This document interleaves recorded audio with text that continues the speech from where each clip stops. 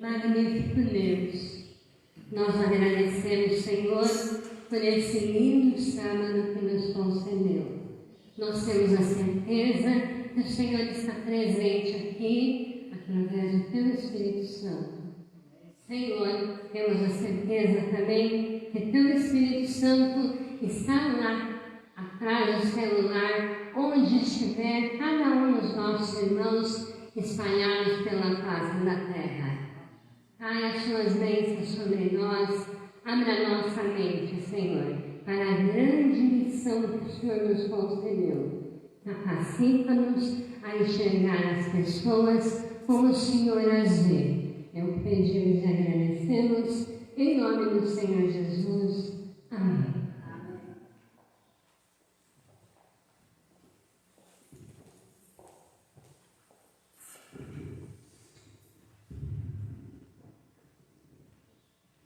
Você que nos acompanha já deve saber, aos sábados nós separamos esse primeiro momento para nós estudarmos, nós conversarmos sobre o nosso guia de estudos. Nós estamos nesse terceiro trimestre de 2020, estudando sobre fazendo amigos para Deus. Essa é a nossa escola sabatina e você é sempre bem-vindo aqui. Hoje tenho a rica oportunidade de compartilhar esse momento da escola sabatina, de estudar a Bíblia através da lição da escola sabatina com dois anciãos aqui da Igreja do Recreio Santista. Eu gostaria de convidá-los aqui à frente. Nós temos hoje conosco aqui o irmão Reginaldo, ele também é ancião aqui da Igreja do Recreio Santista. E também aqui comigo nesta manhã, tenho a oportunidade de estar com o Felipe, também ancião aqui da Igreja do Recreio Santista. Sejam bem-vindos, irmãos. Vamos juntos estudarmos a Palavra de Deus. E para nós começarmos esse nosso momento de reflexão, de estudos, gostaria que o irmão Reginaldo nos elevasse em oração nesse momento. Querido Deus e Pai, nossa gratidão ao Senhor pela vida, saúde, pela bênção espiritual, pela liberdade que temos de falar e ouvir a Sua Palavra. Abençoe poderosamente esse momento da escola sabatina. Abençoe nossos alunos em todos os lugares. Oramos em nome de Jesus. Amém. Bem, pegue sua lição, abra, vamos estudá-la. Hoje a lição de número 3. Aqui hoje nós vamos estudar um pouquinho, recapitular, né, irmãos? Na verdade, olhando as pessoas pelos olhos de Jesus. Quantas e quantas vezes, não, irmãos? Nós olhamos para as pessoas e não vemos solução. Não encontramos nenhuma saída, mas com Jesus era diferente. Ele tinha um olhar especial, que nesta manhã nós vamos refletir sobre o olhar de Jesus para as pessoas. O irmão Reginaldo, gostaria de começar essa reflexão com o irmão, perguntando, de acordo com o que nós vimos durante a semana, né? Qual é a nossa função enquanto vivemos aqui na Terra? Nós aprendemos com o manual e com a Bíblia, com certeza nossa função, nossa missão que nós precisamos é levar Jesus às pessoas. Tem pessoas nesse mundo que nunca ouviram falar de Jesus, então nunca ouviram falar de uma forma tão pessoal, de um amigo. Então, como o Bruno nos perguntou, a nossa função aqui, com certeza, é encaminhar pessoas, trazer pessoas aos pés de Jesus, mostrar para as pessoas que existe um Deus maravilhoso que as ama. Essa é a nossa função básica. Todas as pessoas cristãs têm essa função. É uma missão que Deus deu para nós. Esse ir e pegar, esse ir e estar presente na vida das pessoas, nos lares das pessoas, mostrando o amor de Deus. Muito bom, irmão. E esse é o sentido da vida. Mostrar Jesus para as pessoas. Com essa linha de pensamento, alguém pode ser beneficiado por causa da fé de outra pessoa? Pode sim. Nós já vimos muitas vezes falar de oração intercessória. Muitas pessoas não sabem orar, muitas pessoas não sabem manusear a Bíblia, muitas pessoas não têm conhecimento, talvez nem interesse. Mas nós, como instrumentos de Deus, podemos ajudá-las. Então, conforme a sua pergunta, nós vemos aqui essa parte do manual de domingo sobre o cego, né? Jesus agora curou o cego, e é interessante nós voltarmos um pouquinho. Esse cego, ele tinha alguns probleminhas. Ele não acreditava que Jesus podia curar. Aqui entrou amigos levando até Jesus esse servo, e lá teve o resultado. Nós queremos destacar também no manual, diz para nós o seguinte: ali teve 3 momentos distintos. Por que Jesus fez dessa maneira? Pode ser a sua curiosidade, né? Por que Jesus não curou por inteiro? Curou em 2 etapas. Eu fiquei preocupado. Realmente, muito tempo eu não sabia essa resposta. Ali Jesus usou 3 ensinamentos. Primeiro, esse jovem não tinha fé suficiente para ser curado, então alguém precisava encaminhar. Os amigos apareceram. Segundo motivo, ele queria dar uma lição especial, mostrar um exemplo, e mostrar de uma maneira assim carinhosa para aqueles 12 apóstolos que eles tinham que aprender algo mais. Eles não estavam sabendo talvez a importância de falar do amor de Deus para as pessoas. Eles tinham que aprender algo mais. E também pelo seguinte fato: aqueles jovens estavam cegos há muito tempo. Jesus era preocupado com ele. Você vai me entender, se está num lugar bem escuro, depois você vai num sol bem forte, o que acontece com seus olhos? Está complicado, né? Dá até tontura, pode dar alguns problemas. Se você já fez isso, você vai perceber. E ele fez isso. Ele não curou o jovem de uma vez só, curou parcialmente. Ele via ali como árvores andando. Depois Jesus fez, novamente tocou-lhe pela segunda vez e ele viu perfeitamente. Porque Jesus estava preocupado com ele. Poderia dar um problema sério na visão dele se fosse uma vez. Está escrito aqui no nosso manual e para mim foi muito importante saber essa informação. Realmente, irmão.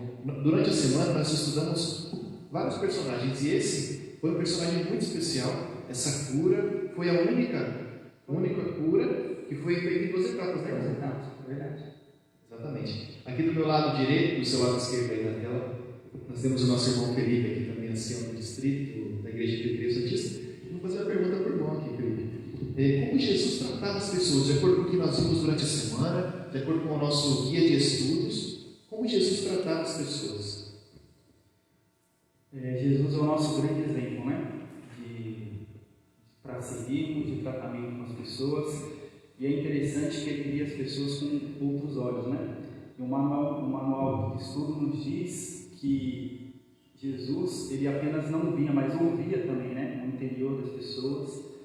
E é interessante que Jesus, ele não fazia distinção, né, das pessoas. Jesus tratava todas as pessoas, podemos dizer, de forma iguais, né? Mas de acordo com ali a necessidade de cada um, né? Jesus, ele sabia ir diretamente ao encontro dessas pessoas. E o manual nos diz aqui, né, dá o exemplo da mulher samaritana, né, quando Jesus ali encontra com ela no poço, mas eu queria dar um outro exemplo que se encontra aqui no livro de Mateus, capítulo 8, tá? Versículo 1 é um grande exemplo que eu gosto também, tá? Da forma como Jesus, ele via as pessoas, ele tratava as pessoas, né? Diz assim, ó: ora, descendo ele do monte, grandes multidões o seguiram, e eis que um leproso, tendo se aproximado, adorou-o, dizendo: Senhor, se quiseres, podes purificar-me. E Jesus, estendendo a mão, tocou-lhe, dizendo: quero, fica limpo. E imediatamente ele ficou limpo da sua lepra. É interessante porque por onde Jesus andava, nós sabemos que grande multidão o seguia. E não era fácil chegar até Jesus por causa dessa multidão. E nós vemos muitos exemplos bíblicos que as pessoas, para até chegar até o mestre, tinham uma dificuldade imensa por causa dessa multidão. Vemos o exemplo da mulher com fluxo de sangue, que ela teve lá que se rastejar apenas tocar nos vestes de Jesus. Tem o exemplo de Zaqueu, que teve que subir em cima de uma árvore para poder falar com o mestre. Tem o exemplo do paralítico, né, que os seus amigos tiveram que trazer ele pelo telhado de uma casa para poder falar com Jesus. Por quê? Porque não era fácil chegar até Jesus por causa da multidão. Mas a gente vê nesse relato aqui desse leproso que ele chegou muito fácil até o mestre. Por que isso? Por conta o quê? Dos olhos que as pessoas da sociedade da sua época viam. Ou seja, quando aquele leproso ele foi se aproximando de Jesus, o que aconteceu com as pessoas? Elas se afastaram. Elas foram para onde? Por quê? Porque ele era leproso. E eles viam essas pessoas com maus olhos, né? Então eles se afastaram. Mas Jesus foi o único que ficou quando o leproso foi de encontro com ele. E é interessante que quando Jesus vai curar, Jesus o toca, né? E nós sabemos que não podia tocar em leproso naquela época. E Jesus, ele toca. E eu imagino o toque de Jesus, não foi um toque assim de estender a mão e falar: eu quero você ficar limpo. Eu imagino Jesus abraçando ele, trazendo ele até ele, falando, não, eu quero ficar limpo. E ele purifica. Então a gente vê a forma como Jesus tratava as pessoas, né? Ele não fazia distinção alguma, independente da pessoa que era.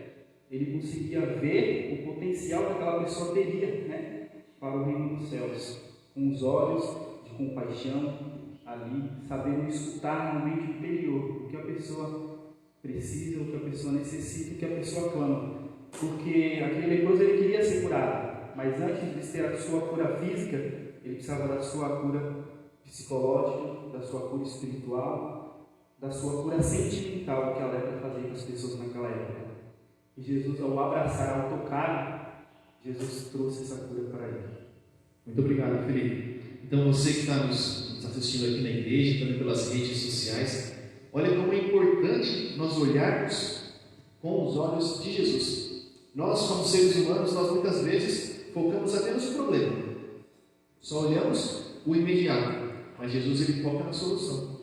Então, nesta manhã, nós temos que aprender a olhar com os olhos de Jesus, não é, Felipe? Bruno, eu só posso dar uma lida aqui no texto? Fica à vontade. Diz aqui no nosso manual, diz assim: aqueles que têm o Espírito de Cristo verão todos os homens pelos olhos de compaixão divina.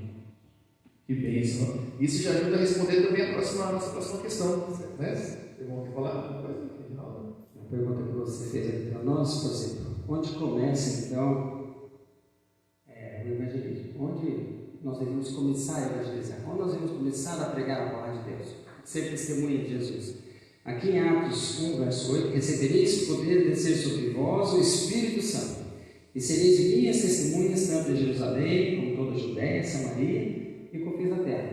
Jesus disse que receberíamos o poder. Então, podemos pensar, onde que eu devo começar a falar? Com o meu próximo mais próximo. Meu próximo mais próximo sou eu. No caso aqui seria o Bruno hoje. No caso lá em casa é a Rosana. E quem é depois disso? É meus vizinhos, depois meus familiares, e depois o Peruí. Isso aqui que Jesus falou. Onde devemos começar? Por onde começar? Com certeza, irmãos, Samaria, Judéia e aqui confins da terra. Nós podemos começar dessa maneira: minha casa, minha rua e Peruí. Agora, de que maneira? Nós vamos aprender também. O manual nos deu uma desenho muito bom de que maneira evangelizar. Né? Você está perguntando? Isso. Antes disso, gostaria de colocar uma frase muito interessante. Ela diz mais ou menos assim: faça o que você puder, na condição que você estiver, enquanto não tem condições de fazer melhor ainda. Então, assim, nós devemos levar também para o lado missionário, lado do testemunho. Devemos fazer o que nós pudermos, na condição que nós estivermos, enquanto não tivermos condições de fazer melhor ainda. Irmão Reginaldo, continuando essa conversa aqui, existe alguma pessoa que não seja apta para evangelizar? Poderia alguém pensar, eu que nem Moisés, que nem Jesus, eu sou tímido, eu sou criança, eu não consigo, eu não posso. Mas eu tenho um monte de exemplo. Eu conheço pessoas que são deficientes visual, pessoas que não sabem ler uma palavra, já levaram mais de 50 pessoas para Cristo. Eu estou com testemunho em casa gravado, fiquei pensando, como que pode? A gente acha que não consegue, eu tenho a cabeça boa, eu tenho um cérebro pensante, por que eu não posso? Então, irmãos, você que está nos ouvindo, você da internet, saiba de uma coisa, todos podemos. Porque não vem da gente, não vem do ser humano. Jesus falou assim: darei poder do Espírito Santo para você fazer. Então, agora os métodos, as maneiras de fazer pode ser diferente. Pode ser que você não consiga vir aqui pregar, ir na casa dar um estudo, mas você sabe fazer um pão, sabe cuidar de uma criança, sabe ajudar a carpir um quintal, ajudar a fazer um muro, ser um servente. Você sabe, eu também sei. Várias maneiras podemos evangelizar quem está perto da gente. Você descobre o seu. O que eu sei fazer? Como que eu posso ser útil para Jesus? Ninguém vai ficar de fora. Todos vão fazer. Todos têm oportunidade. Tem espaço para todo mundo. Tem espaço para todo mundo. A obra é grande. Verdade. Nós estamos aqui falando sobre testemunhar, sobre trabalho missionário. Você pode estar pensando assim: mas o Reginaldo, o Felipe, o Bruno, eles não conhecem o meu vizinho.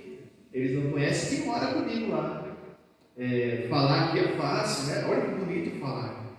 Mas e quando a pessoa que precisa testemunhar, que a gente vai testemunhar, é uma pessoa difícil, né, Felipe? Como nós devemos fazer? Podemos tratar pessoas que consideramos difíceis de lidar. Seguindo realmente também o exemplo do Mestre, né? Porque Jesus Cristo, quando ele veio aqui para essa terra, ele veio como Messias, como Salvador. E em sua época muitos não aceitavam. Então imagine para ele agora, como Messias, vir salvar as pessoas e aquelas pessoas para quem ele veio não o aceitam. Então, a dificuldade que Jesus tinha era muito maior, eu creio, que até da nossa que nós temos hoje, né? Mas mesmo assim, Jesus ele não fazia distinção. Jesus tratava as pessoas, como nós vimos aqui, temos visto, né, durante a semana na missão, com um olhar de compaixão, mesmo aquelas pessoas mais difíceis, né, de ser tratadas. E é curioso que nós não devemos também escolher para quem nós vamos pregar, né? Porque, como nós vemos, tem até o exemplo de Jonas, né? Quando Deus manda Jonas ir pregar para a nação de Nínive, Jonas não quis ir. Jonas falou, não vou para ele, eu não vou para aquela nação, eu não vou pregar. E Jonas foi para onde? Para Tarsis. Fugiu por quê? Porque ele não queria pregar para aquele povo. Jonas queria escolher ali naquele momento para as pessoas que ia pregar. Porque o povo de Nínive, como nós vemos na história, além de eles serem inimigos do povo de Israel, né, eles eram uma nação sanguinária. Eles não perdoavam, eles não tinham dó. Jonas podia até ter tido medo também.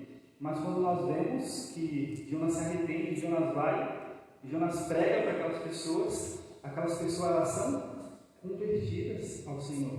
E eram pessoas extremamente difíceis, né, de pregar o Evangelho. Então, nós também, como cristãos, no dia de hoje, nós também não devemos escolher para quem vamos pregar. Se for fácil, eu vou lá e prego o Evangelho. Se não for, aí não é comigo. Mas aí Deus vai usar quem? Se não for eu, se não for você, se estamos assistindo, se não for você que está aqui na igreja.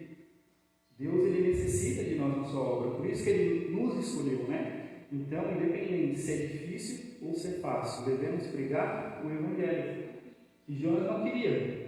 E até no final da história, quando mostra Jonas sentado, né, olhando para Nínive, esperando a destruição, e a destruição não vem sobre o povo de Nínive, Jonas fica bravo ainda e fala, está vendo, Senhor?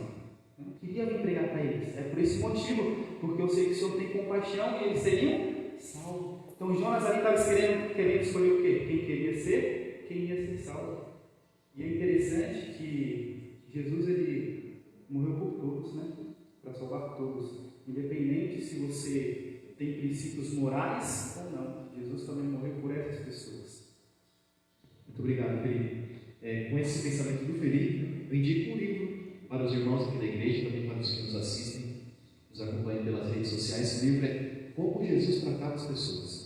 Um livro muito bom da Casa Comunicadora Brasileira, ali onde ele vem enfatizando o que nós vimos durante a semana. Como Jesus tratava cada grupo de pessoas. Pessoas fáceis, pessoas difíceis. Compartilhando o que o Felipe falou aqui. Fala, Felipe. Eu só quero fica à vontade. Está aqui também de Ellen White, que diz o seguinte: ninguém caiu tão fundo, nem é tão mal, que não possa encontrar libertação em Cristo Jesus. Amém. Olha que forte, que bom. Que bom ouvir isso, né? E como nós estamos conversando, nós acabamos focando no problema. Jesus ele olhava a solução. Ele tem um trabalho para você. Ele te capacitou. Não existe uma pessoa que não tenha recebido nenhum talento. Cada um de nós recebemos. Então muitas vezes você está ouvindo assim, mas eu não pregar, como assim pregar? O seu bom dia, o seu abraço, o seu cumprimento, a música que você escuta, o seu modo de ir para o trabalho, de caminhar, tudo isso vai pregando sem você usar palavras. Então, existem diversas formas de você pregar. Irmão Reginaldo, qual é o segredo para sabermos quando estamos à frente de uma oportunidade única de pregar o Evangelho? Eu costumo pensar assim, Bruno, na verdade quem guia é o Espírito Santo, né? Essa palavra do manual fala exatamente isso, quem guia é o Espírito Santo. E nós vemos aqui Paulo, por exemplo. Paulo estava em Troade e lá ele sentiu no coração que não era o lugar para ele estar. Ele sentiu que tinha outro lugar, então ele chamou para Macedônia. Lá os irmãos de Macedônia estavam orando para que Paulo fosse para lá, que algum evangelista fosse para aquela região pregar, no mesmo momento que Paulo deixou esse local e foi para o outro, e lá teve grande sucesso. E nós temos um exemplo aqui também de Filipe e Eunuco, né? Filipe estava trabalhando em determinado lugar e Deus o tocou para que ele fosse para outro. E se você conhece a história, é muito significativo você voltar, se você não conhece, nem volta a ler. Ali diz que ele estava andando, aí passou um rapaz com uma carruagem e seguiu. Aí Jesus falou, corre atrás dele. Olha quantos passos, irmãos, quantas coisas que vão acontecer. O Espírito Santo estava guiando, ele correu atrás da carruagem, se parelhou com ela, viu ali um senhor moreno, um afrodescendente, e esse tio que agora lendo a Bíblia em voz alta. Está vendo os mistérios de Deus? Por que ele estava lendo em voz alta? Deus estava trabalhando. Filipe entrou na carruagem, conversaram, deram o estudo bíblico ali, ele falou de Jesus, falou do plano da salvação, falou tudo que ele precisava ouvir. Desceram daquela carruagem, falou assim: tem água ali, por que eu não posso me batizar hoje? Desceu e Filipe batizou aquele homem. E ele levou aquele evangelho para a cidade dele, para o país dele. Ele era uma pessoa importante naquela cidade. E todos ali foram evangelizados. Veja como a obra aqui, o segredo é deixar Deus dirigir. Ele vai te colocar no lugar certo, no momento certo, com a pessoa certa. E você vai ser um instrumento. Obrigado, irmão. Existe uma oração, várias, né? Mas uma delas que Deus ama responder, ama atender de imediato. É a oração bem urgente, diz assim: Senhor, usa-me. Usa-me, Senhor. Quando você orar assim, com certeza Deus vai te usar. Estamos chegando já próximo do final dessa nossa reflexão da semana da Escola Sabatina. Gostaria aqui de usar aqui um exemplo dos esportes. Talvez alguém esteja nos assistindo aqui, seja um adolescente aqui também na igreja, e gosto muito de futebol, por exemplo. Existem as peneiras, os testes para você se tornar um jogador de futebol. E ali, quando anuncia-se na cidade, no bairro, vai ter uma peneira de tal time para disputar o campeonato. Vai pouca criança? Vai bastante. Lota, enche, vai centenas de crianças. E dali é escolhido um ou dois. Ali o olheiro, ele tem um olhar clínico para ver quem tem um potencial, tem um futuro. Então de centenas acaba sendo um ou dois, muitas vezes. Mas com Jesus é totalmente diferente. Ele diz: vinde a mim. E quando nós formos até Ele, de modo nenhum voltaremos vazios. Ele olha para nós e vê o nosso potencial, aquilo que nós podemos ser. Quem aqui não assistiu aquele filme chamado Até o Último Homem? O filme adventista. Se você por acaso ainda não assistiu, você está perdendo. Assista, uma ótima indicação para hoje na sua casa, assistir Até o Último Homem. Nesse filme tem uma parte, um soldado adventista, que ele ora assim: Senhor, me ajude a salvar só mais um. Ele salva mais um. Aí depois ele ora de novo: Senhor, me ajude a salvar mais só mais um. Ele salva mais um. E assim ele vai salvando um a um. No total foram 75 pessoas, soldados em combate, que ele, com a ajuda do Senhor, salvou. E assim nós estamos caminhando para o final dessa nossa reflexão. Saiba que se você pedir, Deus vai te atender e vai te usar aonde Ele quiser. Amém? Amém.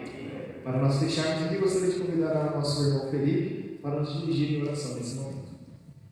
Curve sua fronte e vamos falar com Deus. Querido Deus eterno Pai, graças te damos, Senhor, por termos a oportunidade em Cristo Jesus de podermos ser chamados de teus filhos. Senhor, nos usa para pregar a tua palavra. Usa-nos, Senhor, para levar o teu evangelho para todas as pessoas. Mas que acima de tudo, ó Pai, a nossa pregação possa ser o nosso viver, ó Pai, para que o nosso testemunho possa falar mais alto, ó Pai, do que 1000 palavras. Nos ajude, Senhor, a enxergar as pessoas com o olhar que Cristo enxerga. Nos ajude, ó Pai, a termos o olhar dos céus, para que assim, ó Pai, possamos cumprir a missão que Tu nos deixaste aqui nesta terra. Te pedimos e te agradecemos, em nome do Teu Filho amado, Jesus Cristo. Amém. Amém. Muito obrigado, irmão Felipe. Muito obrigado, irmão Reginaldo. Podem levar o microfone ali para ser higienizado, ali no cantinho. E agora eu gostaria de falar com você que nos acompanha. Daqui da Igreja do Recreio Santista, vou mandar um feliz sábado para você. E você vai escrever nos comentários até onde esse feliz sábado chegou. Será que chegou até Pedro de Toledo, até Itariri, até outras cidades e regiões? Coloque até onde chegou o nosso feliz sábado de hoje. Fique conosco. Agora eu gostaria de chamar a irmã Rosane para fazer esse fechamento da Escola Sabatina.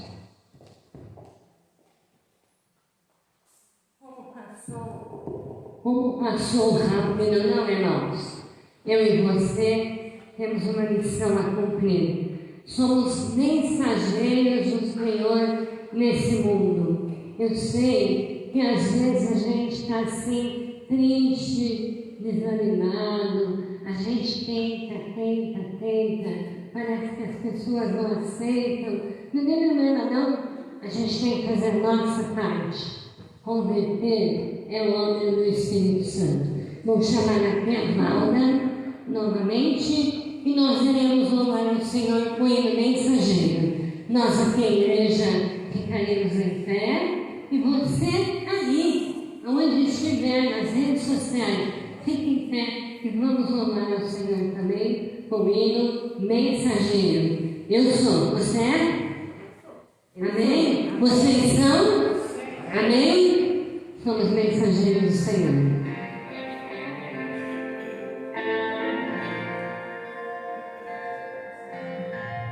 Tem dias que nem sei dizer, não tenho motivação. Eu sinto em mim uma dor sem fim, não sei dizer a razão. Consigo ainda, Jesus, buscar os meus joelhos dobrar, orar, perante Deus me inclinar, chorar e abrir o meu coração, e abrir o meu coração.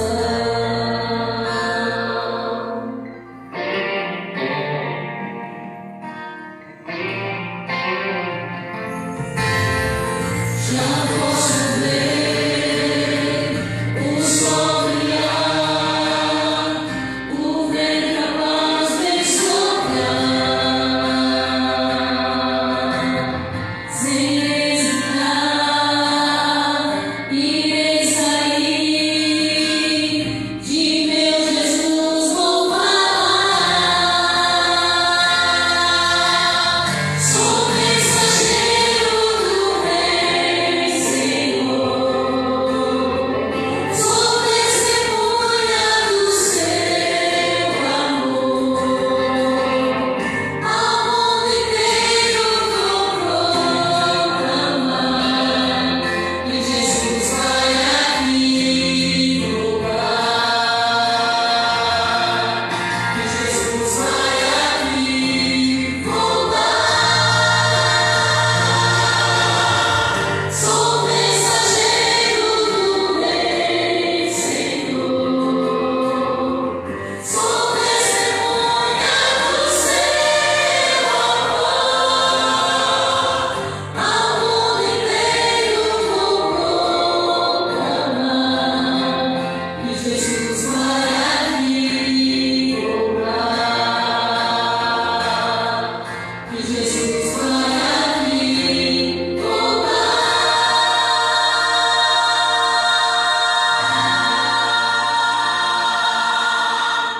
Amém. Somos mensageiros do Senhor. Vamos encerrar então a escola sabatina com oração. Maravilhoso Senhor, que privilégio trabalhar para Ti. Capacita-nos, ajuda-nos a levar a Tua palavra à nossa casa, à nossa família, nossos vizinhos, nosso bairro, nossa cidade, através das redes sociais. Por onde for, Senhor, queremos ver o Senhor voltar e queremos ver muitas pessoas também preparadas para esse evento. Senhor Espírito Santo, trabalhe profundamente na nossa vida e na vida de cada pessoa que estiver nos ouvindo e assistindo neste momento. É o que pedimos e agradecemos em nome do Senhor Jesus. Amém. Até o próximo sábado. Deus continue com cada um de vocês, você que está aí também nas redes sociais. Deus abençoe.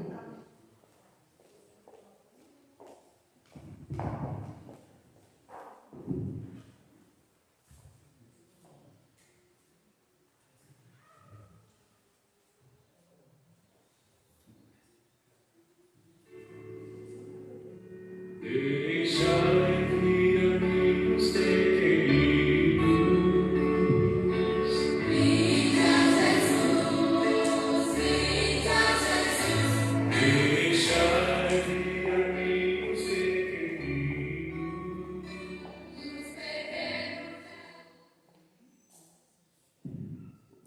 E olha eu aqui de novo.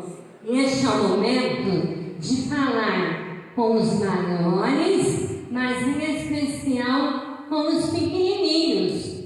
Aqui na igreja a gente não tem criança. Infelizmente, por causa da pandemia, a gente está deixando elas em casa para que nada aconteça. E eu sei que tem muita criança assistindo a historinha bíblica de hoje. Isso para mim é novo, viu?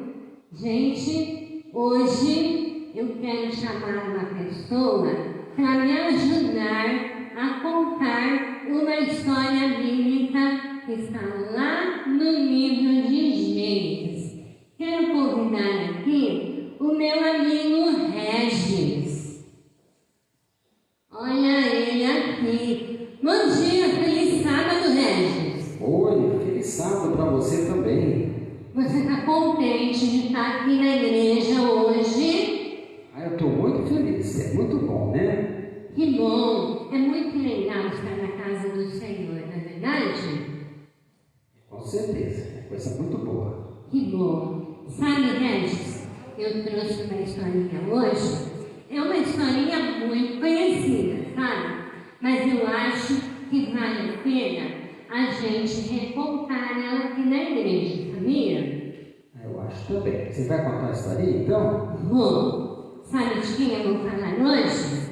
Eu não sei. Quem é? Hoje eu vou falar um pouquinho da vida de Jacó. Você já ouviu falar de Jacó? Eu já, mas eu não sei muito não. Jacó, lá no passado, né? Tá na Bíblia. Isso. Antes de falar sobre Jacó, eu queria fazer uma pergunta para você, Regis, e para todo mundo que está assistindo. Você tem medo de alguma coisa? Eu tenho. Tenho medo de ficar no escuro. Tenho medo de barata também. Ou, sabe que não é só você que tem medo de escuro e de barata? Eu acho que tem gente que está assistindo e também tem, sabia? Será? Pergunta aí, vamos ver. Ou você tem medo de alguma coisa? Eu também tenho, sabia? Que coisa! Olha, sabe, Jacó foi um rapaz educado numa família cristã. Ele tinha uma família muito boa, só que infelizmente Jacó enganou o pai e discutiu com o irmão dele. Nossa, que triste, hein? Essa história vai ser triste ou história alegre? Bom, mais ou menos. Sabe que com Deus todas as histórias têm um final feliz.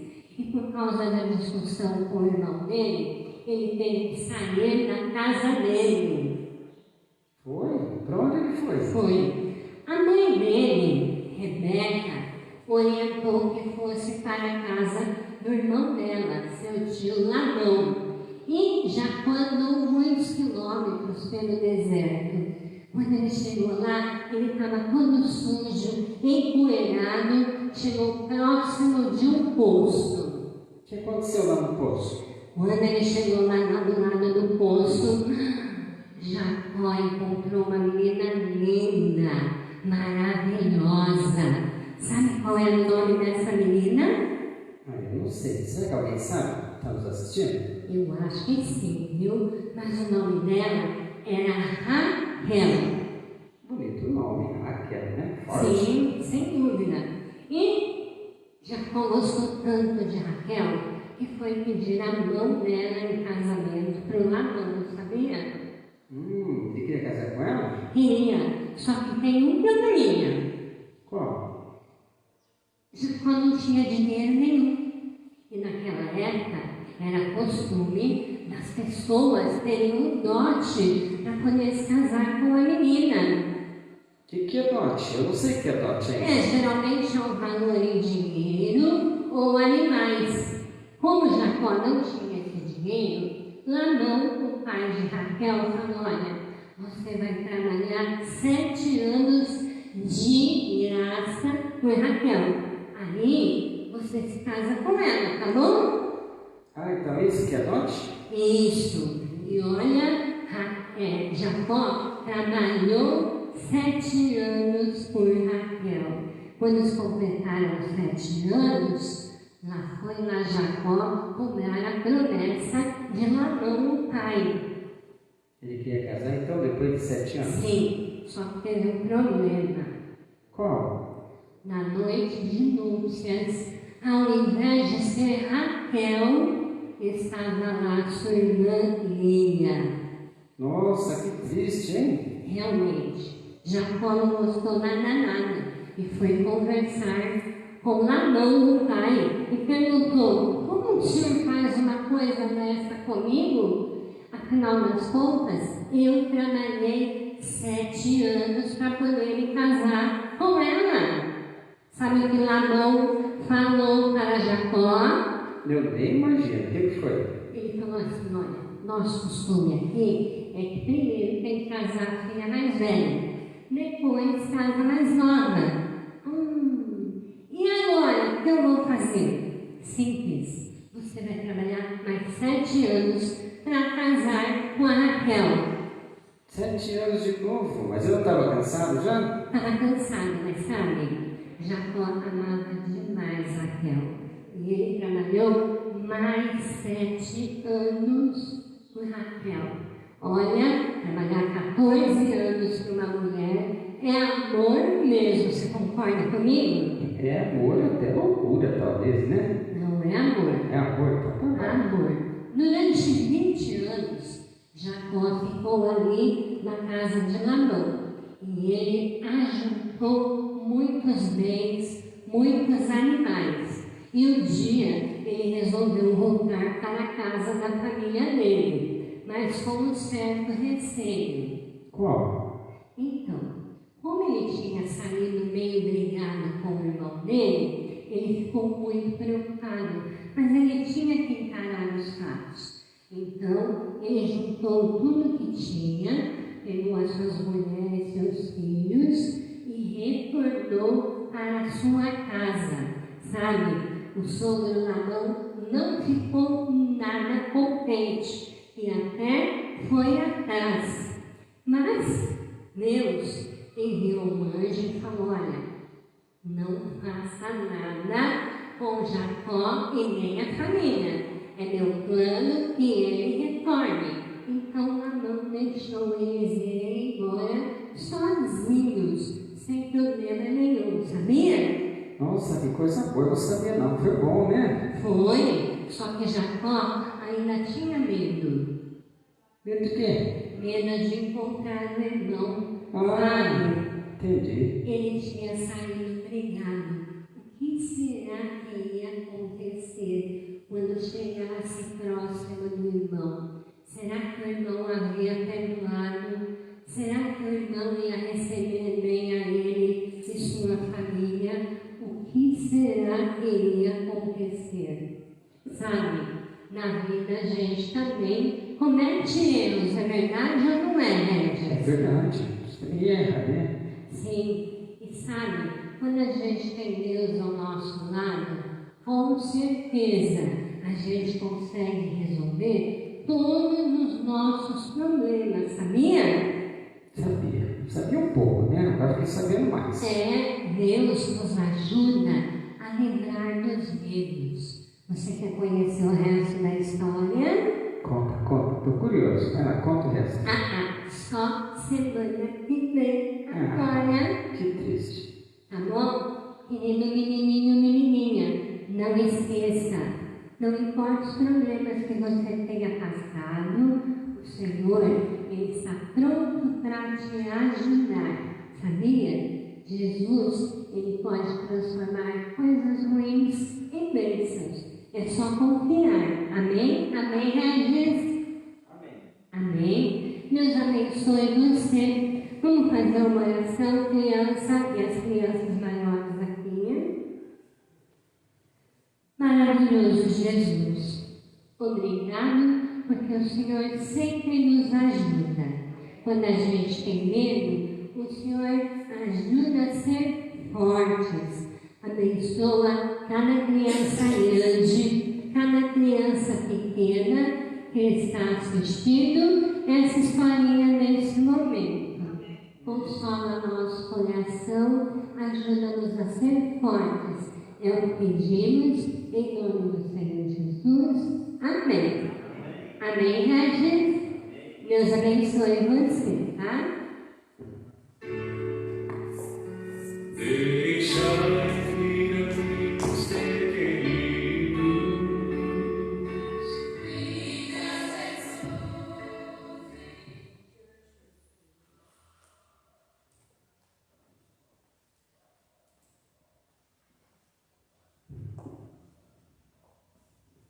Chegamos num momento muito especial do nosso culto, um momento em que teremos a oportunidade de adorar a Deus com os nossos dízimos e as nossas ofertas.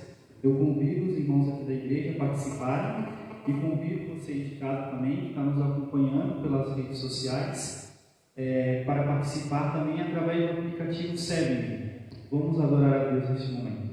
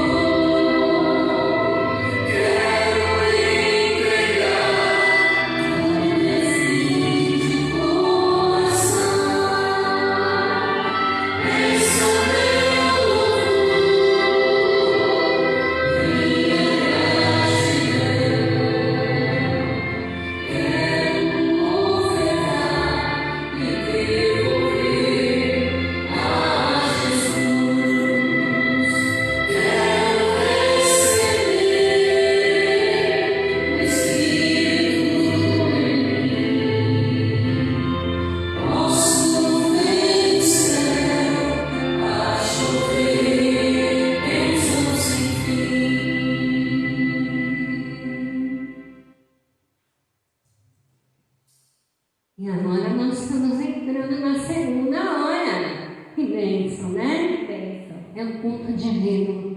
Com a certeza que o Senhor Espírito Santo esteve presente aqui na Escola Sabatina, nós vamos louvar agora, Senhor, com o hino 320. A todo semelhante meu. Nós aqui vamos ficar em pé na igreja. E você, de onde estiver assistindo, louve ao Senhor também. Vamos sentar?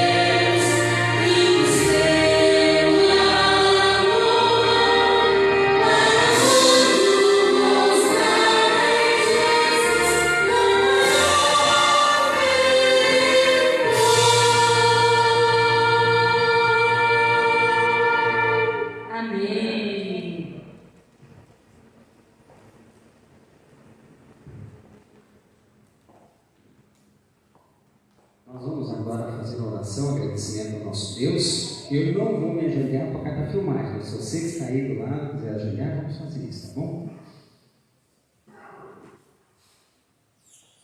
Querido Deus e Pai, nossa gratidão, Senhor, pela vida, a saúde, a bênção espiritual que nos dá, a salvação em Cristo Jesus. Obrigado a Deus que estamos na Tua presença. Obrigado a Deus pelo Seu amor demonstrado a nós todos os dias. Este culto é para a honra e glória do Senhor. Aceita, Senhor, mesmo na imperfeição humana. Aceita como sendo o nosso melhor, porque o Senhor é digno, o Senhor merece toda a adoração. O Senhor merece todo o nosso amor. Por favor, permaneça conosco neste culto, nos ensinando, ó Deus. Abra a Sua palavra no nosso coração, que nós venhamos a aprender. Hoje temos certeza, ó Deus, que o instrumento será o Wesley, este amigo que vai abrir a Sua palavra. Ele vai ser usado pelo Senhor poderosamente, ó Deus, para transmitir aquela mensagem especial que o Senhor tem reservado para esta igreja, para o amigo que está nos ouvindo, nos assistindo. Ser com essa programação, pois a entregamos e adoramos o Senhor todos os dias, hoje e sempre, em nome de Jesus. Amém.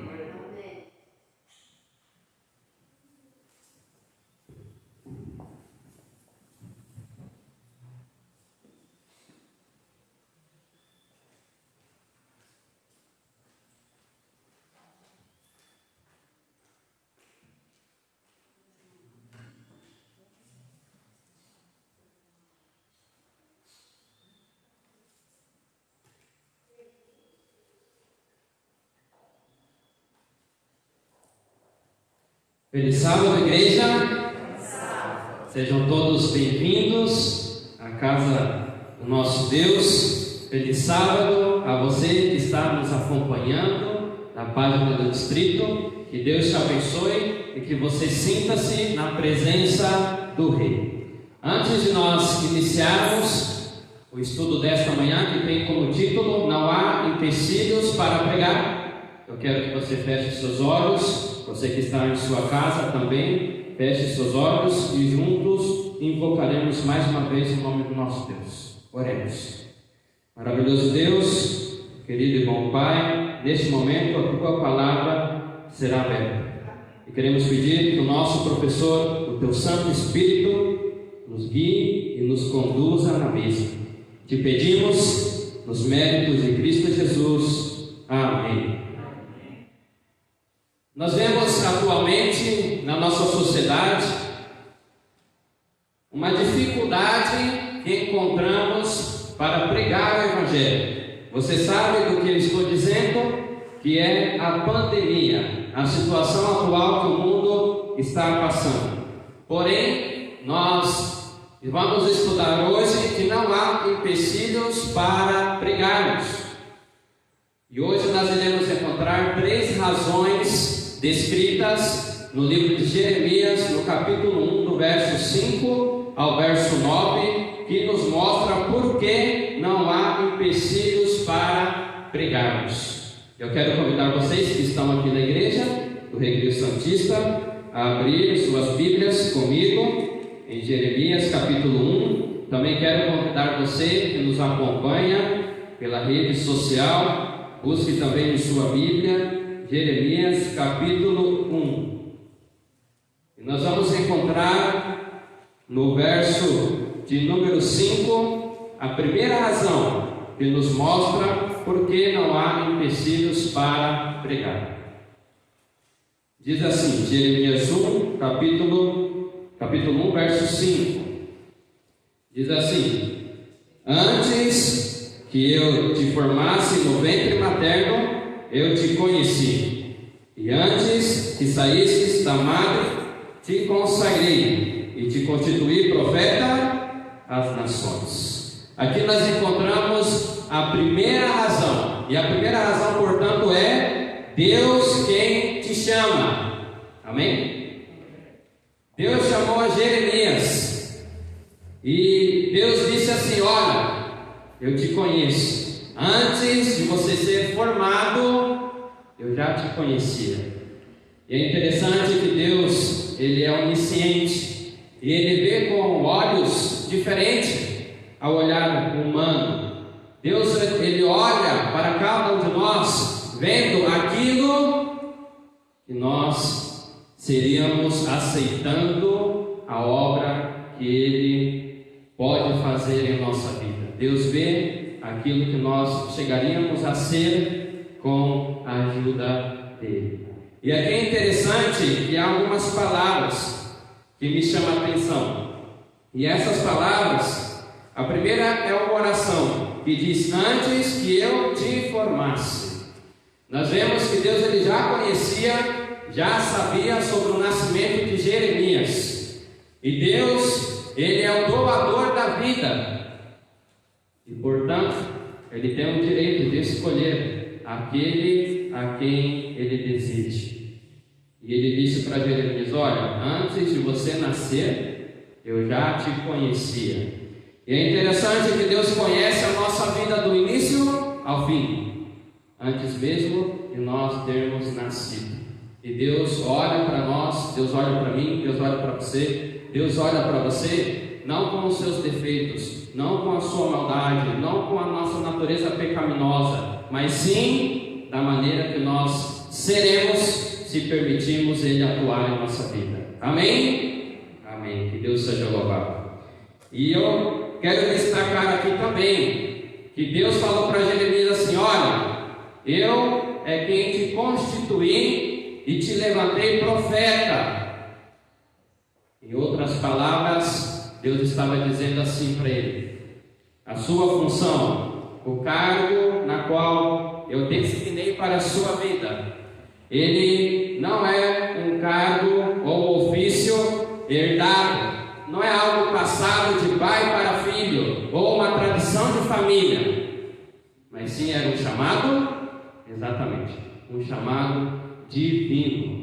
Deus é quem escolheu Jeremias. E aqui nós encontramos a primeira razão que mostra que não há empecilhos para pregar, porque é Deus quem te chama. Diga amém. Que Deus seja louvado. A segunda razão nós vamos encontrar no verso de número 6.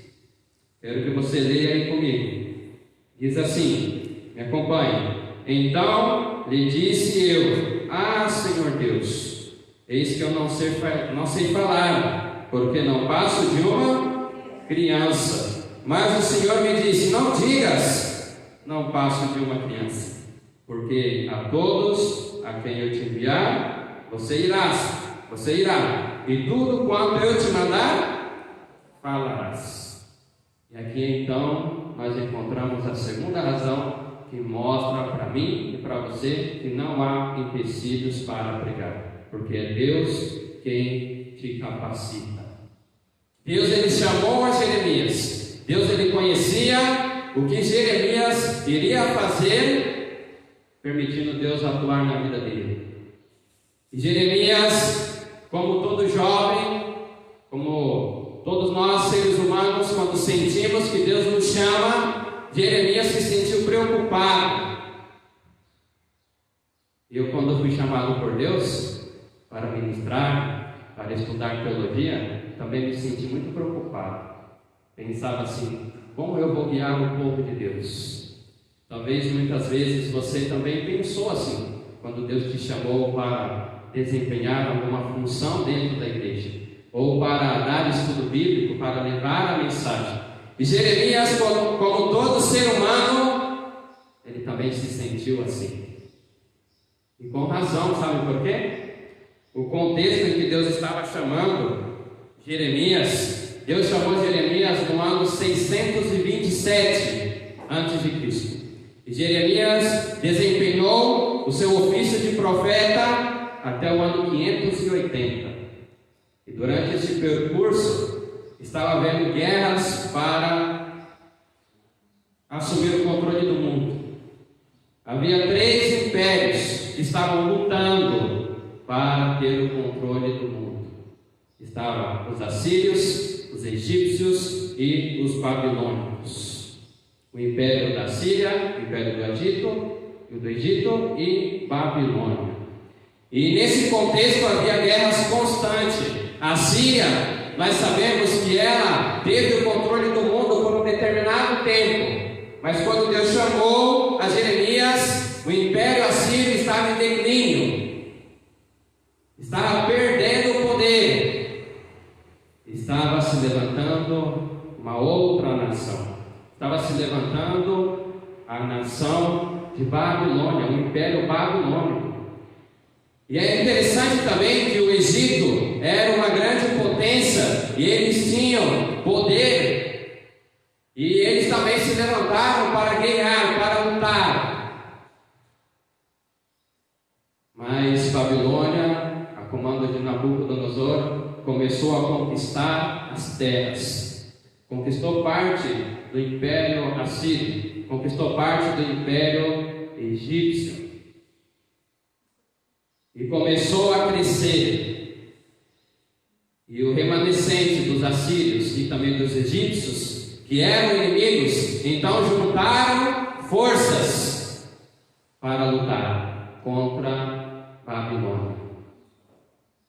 Só que na batalha a batalha que foi determinante foi a batalha de Carquemes, onde estavam os exércitos da Síria, do Egito e alguns outros unidos como uma aliança para guerrear contra a Babilônia, mas não obtiveram isso, fracassaram, e Babilônia em 605 assumiu o poder do mundo. É nesse contexto político que Deus levanta as Jeremias, e com razão ele diz para o Senhor: Senhor, como eu vou transmitir a sua mensagem? A situação não está fácil. E hoje em dia é diferente? Não é diferente. A situação atual do planeta Terra também não está fácil. Todos nós, às vezes, em algum momento, sentimos preocupação. Jeremias também. E além disso, a comunidade, a sociedade estava deteriorada. A sociedade estava corrompida. E eu quero falar especificamente do povo de Deus. Sabe o que estava acontecendo dentro do povo de Deus? As famílias estavam sendo destruídas. Havia pessoas egoístas, igual a hoje. Havia pessoas maldosas, igual a hoje. E eu estou falando dentro do povo de Deus, não estou falando fora. Estou falando dentro do povo de Israel. O povo que foi escolhido por Deus para representá-lo. Havia também ali cultos a outros deuses, havia idolatria. E nós hoje, na nossa comunidade, na sociedade, em cada esquina há uma igreja, e todas elas afirmam conter e pregar a verdade. A situação na época de Jeremias é parecida com a nossa. E com razão, Jeremias se sentiu intimidado. Ele não era uma pessoa eloquente, ele não era uma pessoa de status. Mas qual foi a promessa na vida dele? Essa que nós lemos: não digas que você não vai conseguir, porque eu irei te capacitar. E aqui está a segunda razão que mostra para cada um de nós, para mim e para você que nos acompanha pelo Facebook. A segunda razão é que Deus é quem nos capacita, portanto não há empecilhos para pregar.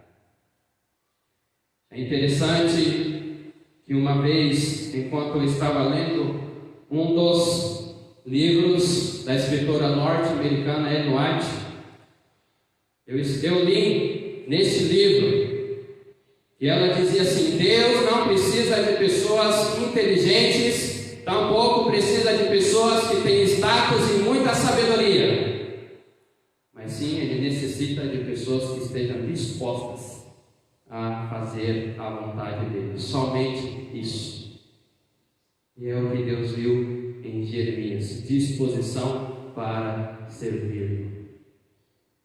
E é por isso que quando ele demonstrou a preocupação dele, e com razão ele demonstrou, o mundo estava em guerra, a sociedade estava corrompida, havia sincretismo. Sincretismo é a junção do santo com profano.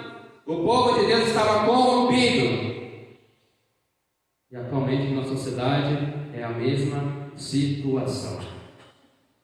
Mas Deus disse para Jeremias: não se preocupe, porque eu estou te chamando. O chamado é eu quem fiz para você. Portanto, eu quem irei te capacitar. E esta é a segunda razão. Deus é quem te capacita. Deus é quem me capacita. Deus é quem capacita você que está me assistindo para pregar o Evangelho. Diga amém. Amém? Que Deus seja louvado. A terceira e última razão nós encontramos no verso de número 8. E eu quero que você acompanhe comigo. Jeremias capítulo 1, verso 8. Que diz assim: não temas diante deles, porque eu sou contigo para te livrar. Diz quem? Exatamente, o Senhor.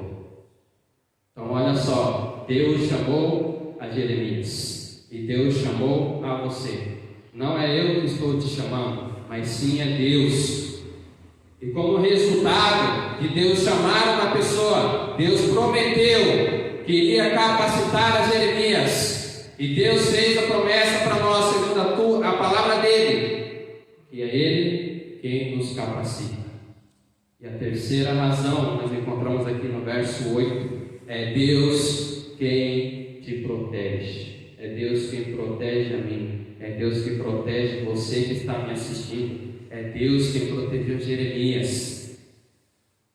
Quando Deus chamou a Jeremias, ele tinha menos de 25 anos. Há duas hipóteses. Há aqueles que afirmam que Jeremias tinha 18 anos. Por outro lado, há pessoas que afirmam que ele tinha 20. O fato é que ele era um jovem. E a promessa foi feita para ele. Você vai pregar, não fique com medo, porque eu estou contigo para te proteger. Amém? E essa é a terceira razão. Deus é quem protege a cada um daqueles que Ele chamou. Deus é quem te protege. Amém? E é interessante que falamos sobre a proteção de Deus durante o percurso da vida de Jeremias, durante o trajeto de sua vida. Ele viveu na história dos últimos 5 reis do povo de Israel, de Judá e de Jerusalém. Esses últimos 5 reis, em ordem, eram Josias, Jeoacás, Jeoaquim, Joaquim e Zedequias. Estes foram os últimos reis do povo de Israel antes da destruição. A mensagem que Jeremias tinha para estes reis era uma mensagem de destruição. A destruição era iminente. E querido amigo que está me acompanhando, a destruição deste mundo é iminente. Ela está próxima. O que você tem feito de sua vida? Para vocês que estão aqui na igreja do Recreio Santista, a destruição desse mundo está próxima. Nós estamos mais próximos do fim do que antes. E Jesus Cristo está voltando. Por isso não deve haver empecilhos para pregarmos. Eu quero mencionar para vocês como foi a vida destes reis. Josias, ele foi um rei segundo os olhos de Deus. Ele fez o que ele deveria ter feito, o que Deus chamou ele a fazer. Ele pegou um reino destruído, ele pegou um reino em ruínas. A situação espiritual do povo estava deteriorada. Eles estavam corrompidos, estavam adorando outros deuses. E Deus levantou a Josias. E em um certo momento da história do reinado de Josias foi encontrado o livro da lei que havia sido perdido. e foi levado até este rei, e foi lido para ele. E quando ele leu as verdades presentes na palavra do Senhor, ele sentiu-se incomodado, arrependido, e ele então fez com que o povo se arrependesse. Ele fez reformas, ele tirou os altares, tirou a adoração a outros deuses e colocou a adoração ao Deus verdadeiro. O povo se arrependeu e começou a voltar-se para os braços do Senhor. Entretanto, ele empreendeu uma guerra contra os egípcios, contra o Egito, e ele fracassou nesta batalha. E a reforma que ele estava fazendo no povo parou com a morte dele. E como ele perdeu a batalha para o Egito automaticamente assumiu o controle sobre o povo de Deus. Era uma questão política. Assumiu o controle sobre o povo de Deus. E eles colocaram no lugar de Josias, eles colocaram a Jeoacás. Porém, este não governou por muito tempo, não ficou no trono por muito tempo. Ele apenas esteve como rei durante 3 meses. Apenas esteve no trono durante 3 meses e logo foi retirado. Foi tirado do trono pelos próprios egípcios. Em seu lugar foi posto a Jeoaquim, e ele teve que se submeter ao império egípcio, aos egípcios. E é interessante que a Bíblia, no livro de 2 Reis, capítulo 23, mostra que Jeoaquim, ele tinha que pagar tributo, impostos, contribuir financeiramente para o Egito, porque ele estava sob o comando do Egito. Porém, como eu havia mencionado anteriormente, estava havendo guerras, e o Egito se juntou junto com a Síria para tentar impedir o crescimento do Império de Babilônia. E como Jeoaquim estava sob o comando dos egípcios, ele também apoiou esta revolta, esta guerra, e eles foram lutar. E como eu havia mencionado em 605 a.C., na batalha de Carquemes, todos eles foram derrotados por Babilônia e seus aliados. E Babilônia assumiu o controle supremo do mundo daquela época. E sabe o que aconteceu com esse rei? Jeoaquim, ele foi capturado e foi morto. E em seu lugar, Nabucodonosor colocou a Joaquim. Mas antes de eu mencionar o fato da história de Joaquim, eu quero mencionar para vocês que o livro de Jeremias foi escrito no período do rei Jeoaquim, este que estava a favor dos egípcios.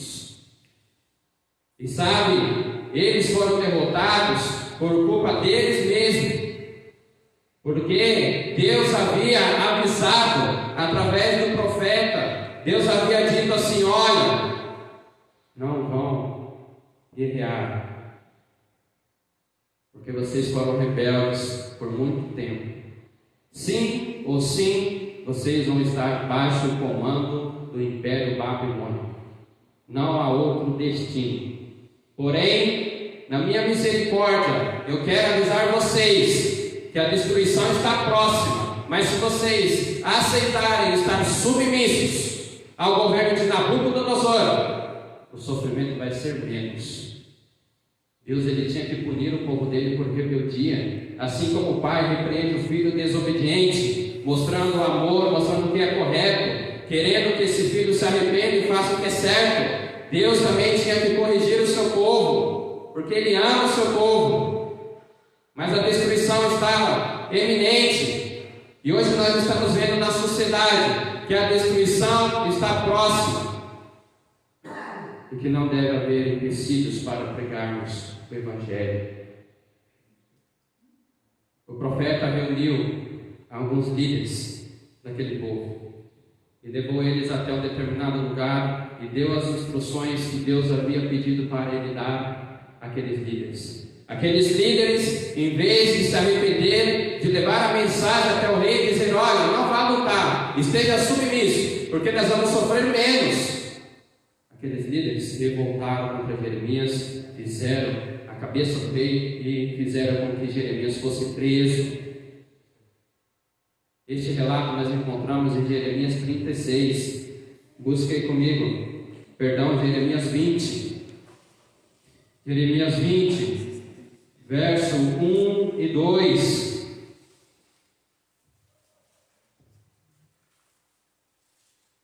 Jeremias, verso 1 e 2. No capítulo 20, diz assim: Pazur, filho do sacerdote Imer, que era presidente na casa do Senhor, ouviu a Jeremias profetizando estas coisas, profetizando a destruição.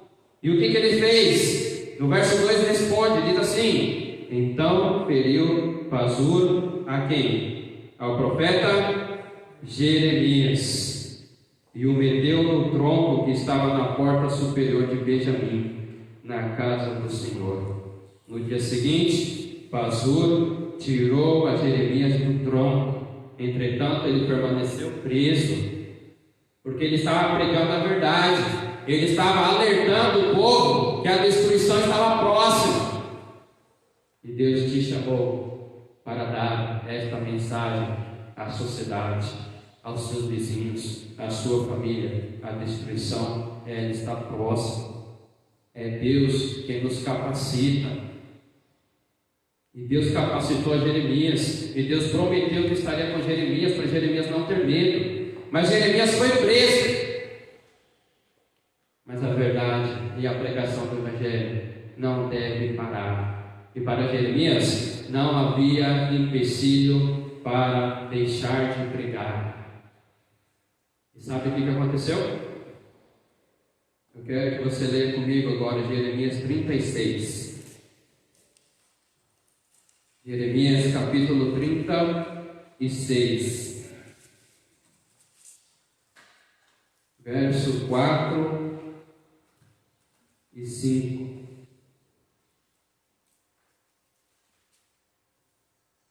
Diz assim: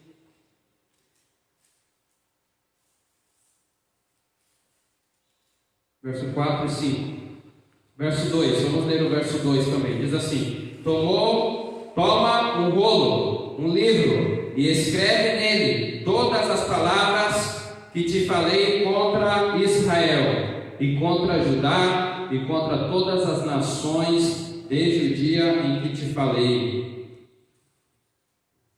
Desde os dias de Josias até hoje. Aqui nós vemos a ordem divina para Jeremias transmitir as mensagens que até então eram verbais, eram faladas, mas que agora deveria ser uma mensagem escrita. Sabe por quê? Porque o profeta estava preso, ele não podia sair para pregar, mas não havia empecilhos para a pregação do Evangelho.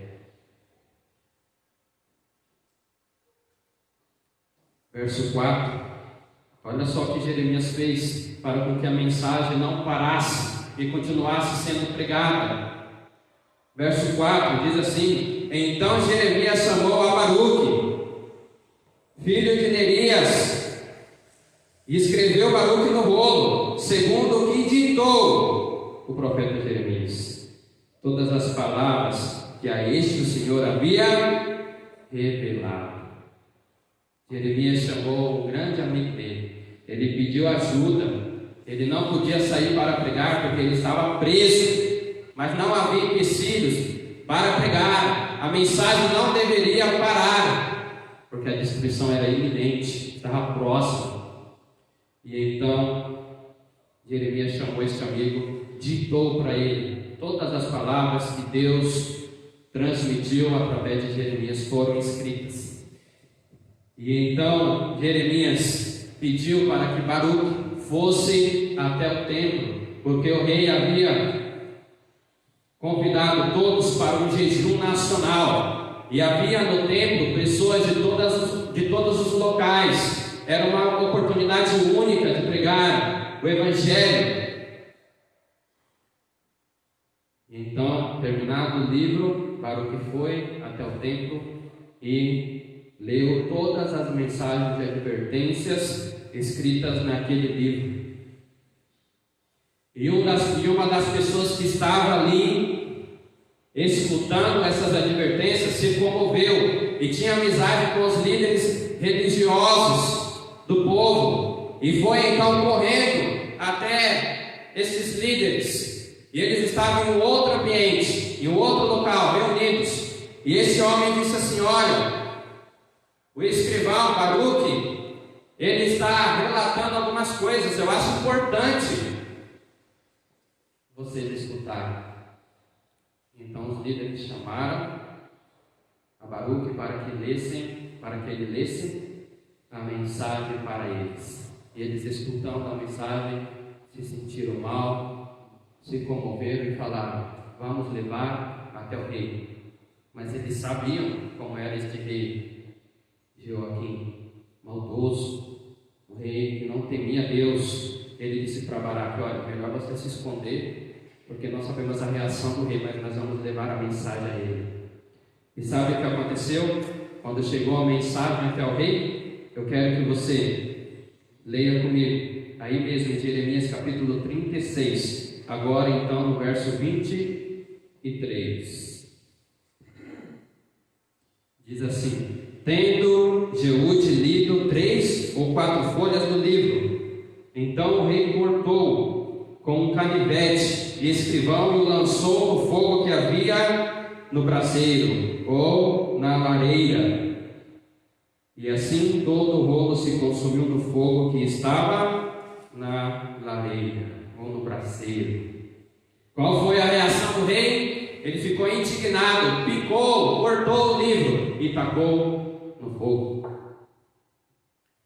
E a escritora norte-americana, sobre este assunto, escreveu o seguinte no livro Profetas e Reis, na página 222 do capítulo 35.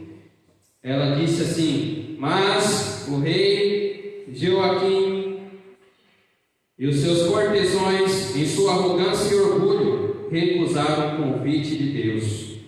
Eles não iriam aceitar as advertências e arrepender-se. A graciosa oportunidade que lhes fora ofertada quando o rolo sagrado foi lançado ao fogo foi a última. A misericórdia de Deus terminou para aquele rei no momento que ele queimou a advertência e a palavra do Senhor. Eu quero dizer uma coisa para você que está aqui na igreja e para você que me acompanha: o tempo da graça está terminando. Deus tem advertido você para você voltar para os caminhos do Senhor. Deus tem chamado você para viver a missão. Logo a sua oportunidade vai terminar. Logo o tempo da graça irá terminar e tudo estará decidido. O rei teve tempo para mudar, ele não quis mudar. Ele aceitou fazer essa revolta contra Nabucodonosor e foi derrotado. E em seu lugar,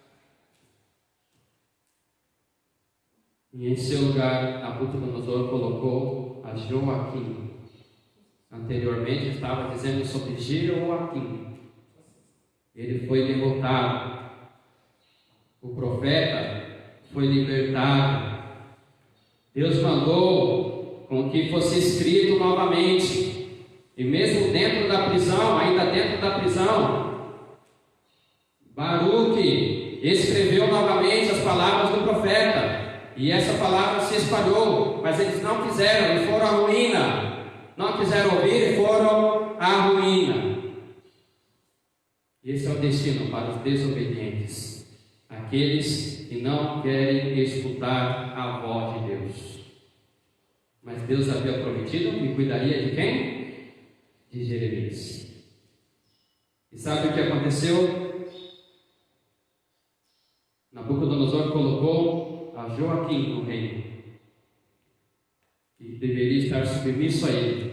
Porém, este também se rebelou e não quis mais seguir. E então, Babilônia veio, Nabucodonosor invadiu pela segunda vez, no ano 598, a Jerusalém. Na primeira invasão, que foi em 605, com a destruição de Jeoaquim, foi levado para a Babilônia Daniel e seus amigos. Agora, na segunda rebelião, que estava como rei Joaquim, foi levado algumas outras pessoas, e dentre essas pessoas foi levado o profeta Ezequiel, na segunda deportação, na segunda invasão.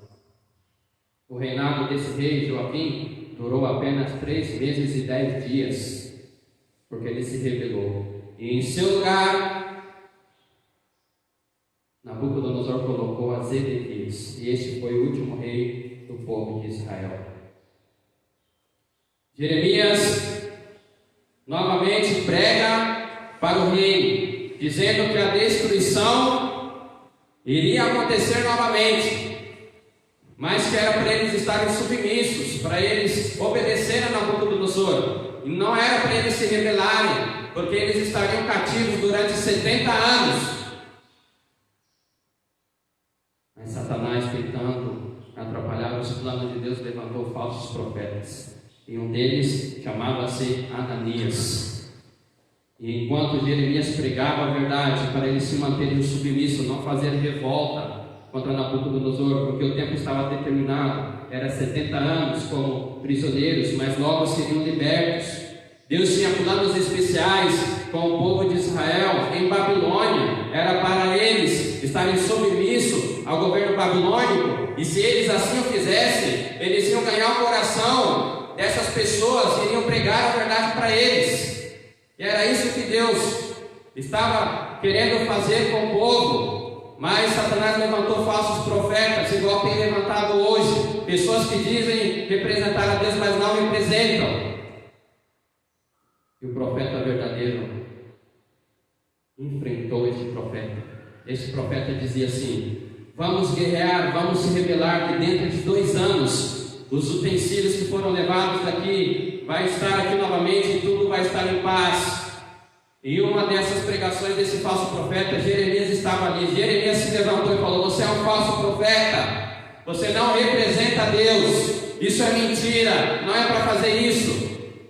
E como você está pregando uma mentira ainda neste ano, você vai morrer. E se você ler o livro de Jeremias, foi exatamente assim. Alguns meses se passou e o profeta falso morreu, por dizer estar representando a Deus e não estar fazendo o mesmo.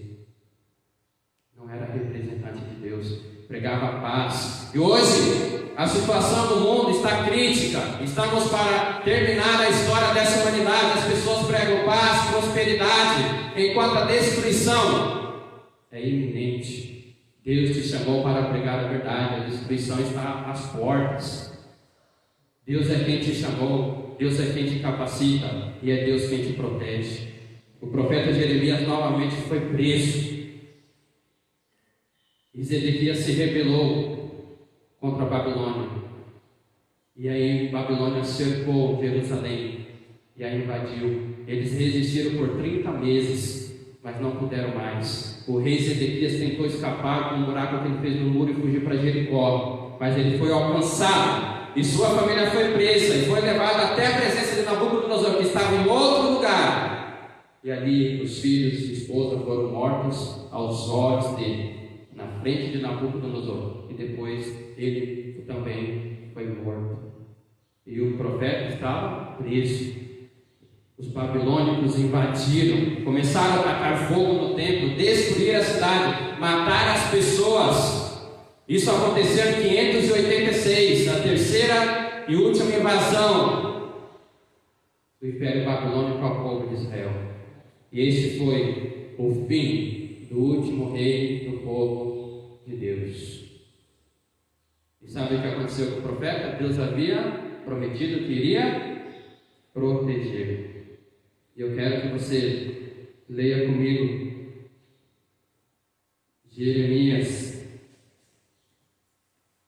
capítulo 39, verso 11 e 12. Diz assim, Jeremias 39, verso 11 e 12. Mas Nabucodonosor, rei de Babilônia, havia ordenado acerca de Jeremias a Nebuzaradã, o chefe da guarda, dizendo: toma-o, cuida dele, e não lhes faça nenhum mal, mas faze-lhe segundo o que ele te disser.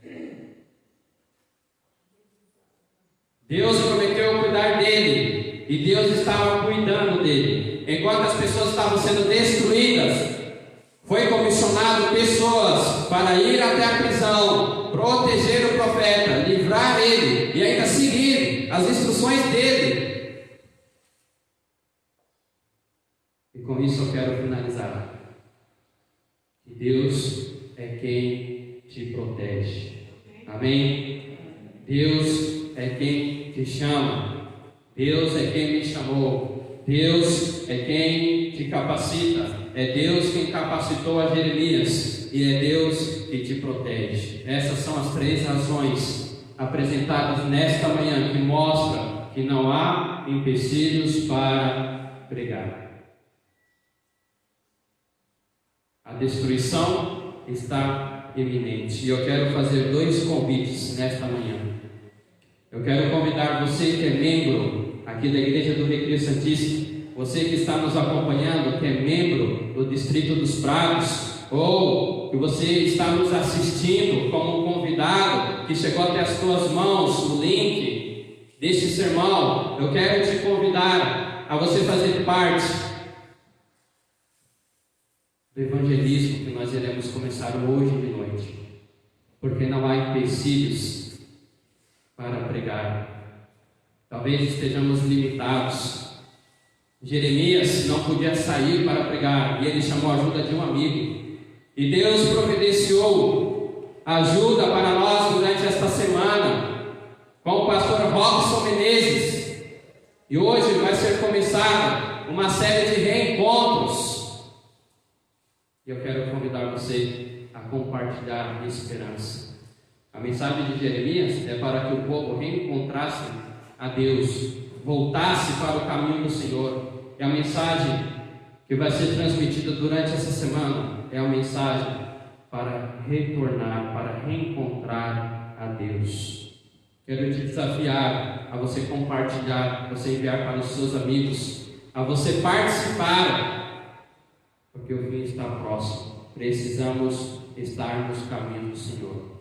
E para você que deixou a igreja, ou para você que não tomou a sua decisão, eu quero ler o último versículo desta manhã. Eu quero me direcionar especialmente para você que está afastado dos caminhos do Senhor. Eu quero ler Jeremias, capítulo 3, verso 22. Jeremias, capítulo 3, verso de número 22. A palavra do Senhor diz assim para você nesta manhã: voltai, ó filhos rebeldes, e eu curarei as vossas rebeliões. Jesus Cristo te chama a retornar para o lar, porque Ele quer te perdoar, Ele quer curar as suas feridas, porque a destruição está próxima e Ele quer te salvar. Amém? Que Deus te abençoe, que você lembre pelo menos dessas 3 razões. Há muitas outras. Primeiro, que é Deus quem te chama. Segundo, é Deus quem te capacita. E terceiro, é Deus quem te protege. portanto não há empecilhos para pregar. E você que saiu dos caminhos, a mensagem do Senhor é: volta para casa, porque eu quero te perdoar.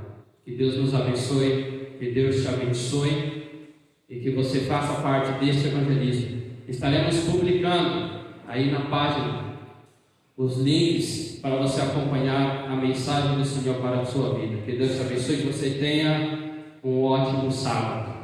Quero convidar os irmãos que estão aqui a colocar-se de pé. E eu vou fazer uma oração com vocês. E após a oração, nós iremos cantar o hino 333, que tem como título Há um Dever. Mas antes, nós vamos orar. Feche os seus olhos, você que está nos acompanhando pela página do Distrito. Oremos. Maravilhoso Deus, querido e bom Pai, sabemos que assim como o Senhor chamou a Jeremias, a situação do mundo não estava favorável, a comunidade estava em ruínas, e o Senhor nos levantou hoje para pregarmos a Tua Palavra, e a situação é parecida. Às vezes nos sentimos preocupados, mas a promessa que o Senhor fez para Jeremias e cumpriu, é que o Senhor iria capacitar ele. E a mensagem do Senhor para nós hoje é que o Senhor é quem nos capacita para levar a Tua mensagem. E o Senhor também prometeu que cuidaria de Jeremias, e nós vemos o cuidado do Senhor na vida dele, e sabemos que o Senhor é quem cuida de nós. Queremos pedir que o Senhor nos ajude a compartilharmos esperança. Talvez muitos aqui estamos com dificuldades para pregar, e assim como Jeremias teve ajuda de Baruque, esta semana nós teremos a ajuda do pastor Robson Menezes, que, inspirado pelo Senhor, transmitirá a Tua Palavra aos Teus servos. E como Jeremias, nós queremos ser instrumentos para colaborar com a pregação do Evangelho. O Senhor nos use para compartilhar e fazer com que a mensagem chegue até os nossos amigos, parentes, colegas e conhecidos. Te pedimos os méritos de Cristo Jesus. Amém. Vamos cantar juntos o hino 333. Há um dever.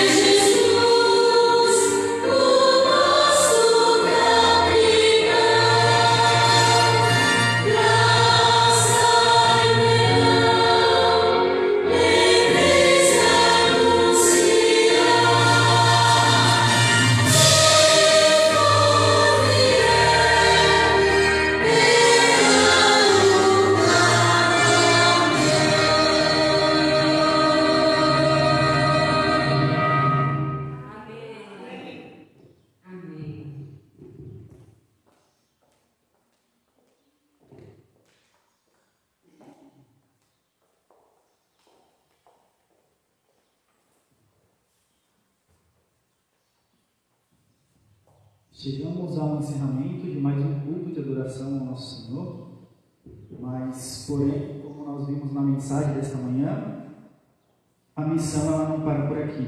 A missão ela continua na sua casa, na escola, na faculdade, no seu trabalho, onde você estiver, pois você é a missão de Cristo. E eu queria fazer um desafio para os irmãos aqui da igreja, para você que nos acompanha pelas redes sociais, que você possa curtir, comentar e compartilhar essa mensagem, para que ela possa alcançar o maior número de pessoas possíveis, para que essa mensagem ela chegue até os confins da terra.